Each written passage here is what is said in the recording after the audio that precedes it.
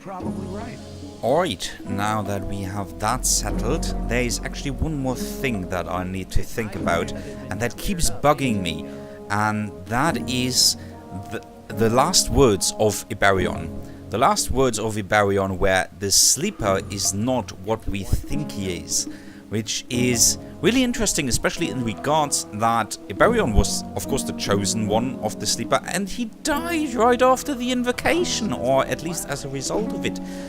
Which really leaves me wondering, do I want to be in a high position in this cult? Do I want to be in this cult anymore? If the sleeper kills off his most valuable man just like that, for contacting him. But that's actually the thought that keeps bugging me, and that is, everything went quite fine as long as the sleeper was contacting us, giving us visions. But as soon as we tried to contact the sleeper, everything went to hell. Plus the fact that the sleeper is called the sleeper. His name is literally Sleeper. So if I'm sleeping and someone tries to contact me, I'm getting grumpy. I'm not killing them, of course, but I'm getting grumpy.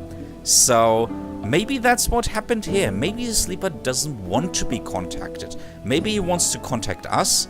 Maybe he will show us the way out of the barrier eventually. But if we dare to contact him, I mean, he's a god and we are just his minions. So, judging from all of that, I'd say maybe we should not force it, the conversation between the sleeper and us. Maybe we should just wait for things to happen. Wait for the sleeper to come up with a plan and then tell us. And not push him. That is never a good idea, pushing a god, really. But, of course I understand that these last words of Iberion can be easily interpreted as the sleeper is evil. Which I'm not sure I would agree with just like that. I mean, I'm admittedly not a very knowledgeable man. I don't know much about the world, but, well, what to say? Okay, let's just put it like that. If someone asks us about the sleeper, we will just go with whatever seems to be their opinion, in order to avoid conflict. Alright? If they say they love the sleeper, we say we also love the sleeper and support him. If they say they hate the sleeper and that he's obviously evil, then we will just say the same. Alright? It doesn't matter what one says, it matters what one does. The actions matter. So, I think that's a good way to go. We will not do anything for or against the sleeper just now. We will do what Koankar wants us to do. But, yeah. We will try to stay out of trouble just for a little while. Just for a change, alright? Where am I going? But keep it to yourself. Oh, I remember there being a quest with Grim. Isn't that right? Or maybe it was the quest? Is it still available? Grim, didn't you need my help? Yeah, there was something about an amulet. I'm ready to go with you. Let's get the amulet. Okay, let's do it then. Awesome. I could have easily forgotten about this little quest, but I actually wanted to show you because it's one of my favorite quests in the entire game, actually. It's a very short one. But yeah, let's just follow Grim. Grim says he lost his amulet or something, or that he was robbed, something like that. And we are supposed to help him get the amulet back. So, here we are, far away from your friend Diego. I'm to send you regards from Bloodven.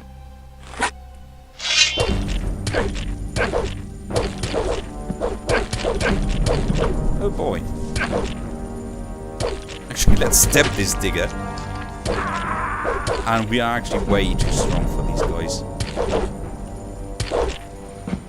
And stab this digger as well. Alright, so it was actually Bloodwind. We didn't pay him the protection money that he wanted. Yes, don't panic. You've won. So he sent a killer squad after us, led by Grim. And I thought this was so amazing when I first played the game, because I absolutely did not expect that to happen.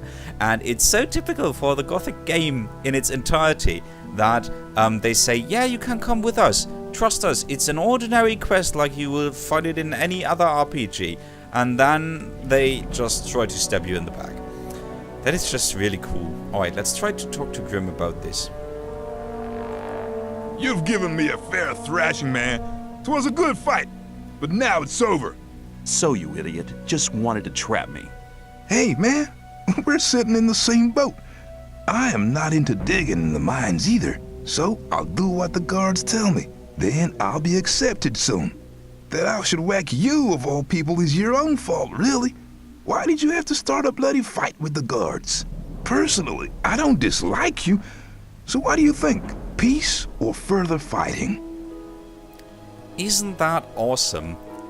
This reasoning of him, I always thought that that's so great about this NPC, that after we thrash him and almost kill him and kill his other buddies, that he's still able to reason this logically with me. And reason for his life even, because we now have it in our hands to actually kill him or to let him live. And I always thought this was so amazing that he was saying, no, I'm actually not one of the bad guys, I'm just a victim myself, and I'm just doing what I have to do. Can you understand that, or can you not? If you can't understand that, then it's fine, then just kill me. And I really love this reasoning. And that is actually the reason why Grim is one of my favorite characters in the entire game. He's just a minor character. After this little quest, he has nothing else to say, literally. So, of course I will let him live because he's so awesome. Peace sounds good. I'm glad we see eye to eye on this. Let's forget about it. From now on, I'm on your side. If you ever have trouble again, you can count on me. I owe you some, after all. Great. Awesome. You can go, Grim. We'll just take the stuff that these diggers left for us, kindly. And yeah, I really like Grim. He's so cool. Oh, you're bleeding quite a lot. Okay, and actually, after playing this game for the first time, I was so amazed by Grim, literally, that Grim was actually one of the first nicknames that I adopted for myself. Long time before Captain Greenbear and certain other names that I don't want to mention right now. I actually called myself Grim in various games that I've played with my friends. For quite a long time. I didn't even know what Grim means.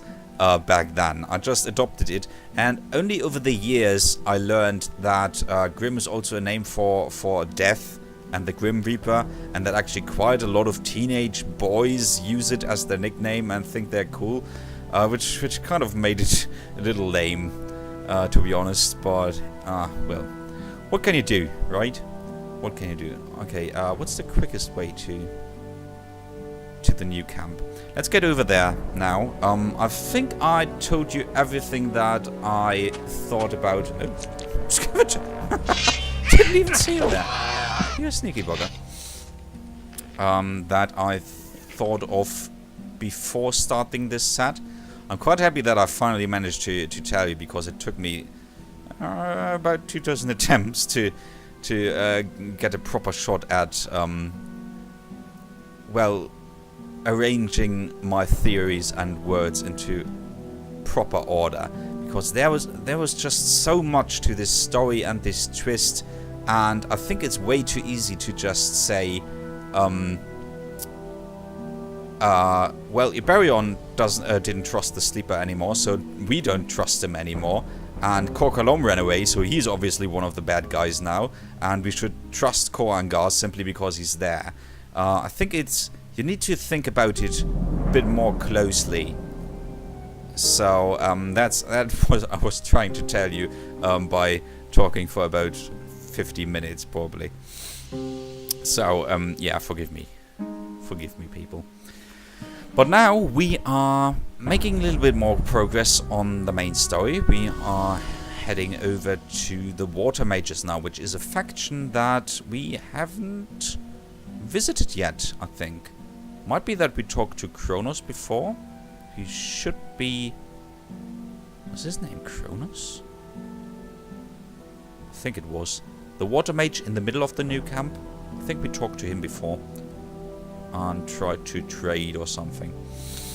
Yeah. And they supposedly have a plan of breaking out of the barrier by magical means.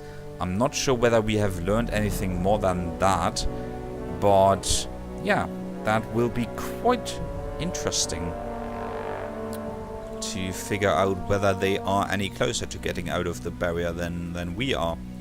Well, probably, unless their leader has died.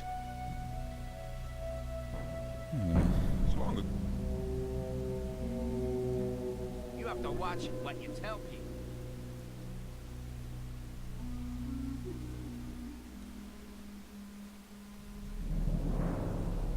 Well, yeah, I should mention, if you hear any weird noises in the background, any voices shouting, drunkards singing, and so on, that's because it's Saturday evening, and I really don't have anything better to do on a Saturday evening than to... Ah, it's you. My friend Lester from the swamp camp told me all you did there. For somebody who hasn't been here for long, you've come quite a way. I came quite close to becoming worm food a few times, too. Than to play this game, to make a recording. And meanwhile, there are a lot of drunk people out there. So, yeah, just so you guys know. Gorn is waiting here, and he talked to Lester, so you two are friends. Also, you have really big ears. I have an important message for the Magicians of Water. Then you should talk to Satyrus. He's the highest of the water mages and spends all day studying some writings or other.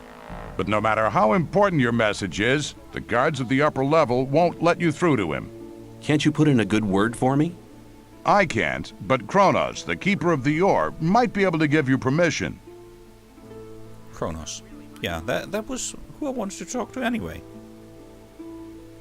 Where can I find this Keeper of the Ore? If you proceed from here, you'll come across the big dwelling cave behind the dam. Cronos is usually at the grid over the big ore mound, but he's a bit arrogant. You'll have to convince him that your message is important.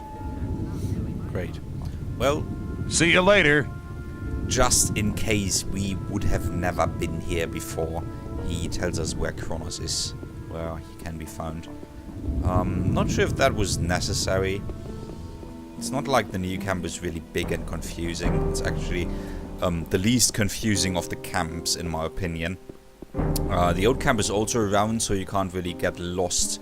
It's just a bit tricky to find a certain NPC, while the swamp camp is really convoluted, and it's really difficult to find your way around and find a certain spot or a certain NPC.